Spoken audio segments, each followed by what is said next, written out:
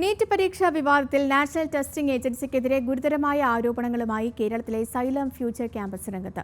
നിബന്ധനകളിൽ ഇല്ലാത്ത grace mark നൽകിയെന്നാണ് പ്രധാന ആരോപണം. 2024 നീറ്റ് പരീക്ഷാ പുനർമൂല്യനിർണ്ണയം നടത്തണം, ഫലം സ്റ്റേ ചെയ്യണമെന്നാവശ്യപ്പെട്ട് സുപ്രീംകോടതിയെ സമീപിക്കുമെന്നും സൈലം ഡയറക്ടർ ലിജീഷ് കുമാർ അറിയിച്ചു.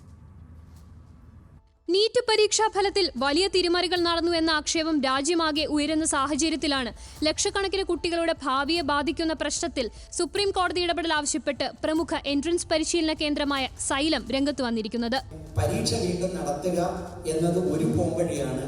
അതിനേക്കാളും മൂല്യനിർണ്ണയം കുറച്ചുകൂടെ സുതാര്യമായി നടത്തി അതിൽ സംഭവിച്ച പിഴവുകൾ സമ്മതിച്ച് പുതിയ റാങ്ക് ലിസ്റ്റ് പ്രസിദ്ധീകരിക്കണം എന്നാണ് എൻഡിഎയോട് അഭ്യർത്ഥിക്കാനുള്ളത്.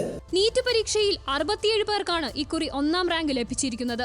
ഇതിൽ 47 പേരും ഗ്രേസ് മാർക്കിലൂടെയാണ് റാങ്ക് നേടിയത്.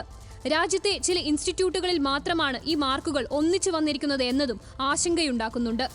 പരീക്ഷയ്ക്ക് മുൻപ് ചില ടെലിഗ്രാം ചാനലുകളിൽ ചോദ്യപേപ്പർ ഉണ്ടായിരുന്നു എന്ന ആരോപണവും പരീക്ഷ നടന്നുകൊണ്ടിരിക്കുമ്പോൾ വഴിയരികിൽ ചോദ്യപേപ്പർ ഉപേക്ഷിക്കപ്പെട്ട നിലയിൽ കണ്ട വാർത്തയുമെല്ലാം പരീക്ഷയ്ക്ക് മുൻപ് ചോദ്യപേപ്പർ പലയിടങ്ങളിലും ലഭ്യമായിട്ടുണ്ടാകും എന്ന സൂചനയാണെന്നും സൈലം ആരോപിക്കുന്നു. NTA-ക്കെതിരെ സുപ്രീം കോടതിയെ സമീപിക്കാനാണ് സൈലം ഫ്യൂച്ചർ ക്യാമ്പസിന്റെ തീരുമാനം. ന്യൂസ് മലയാളം, കോഴിക്കോട്.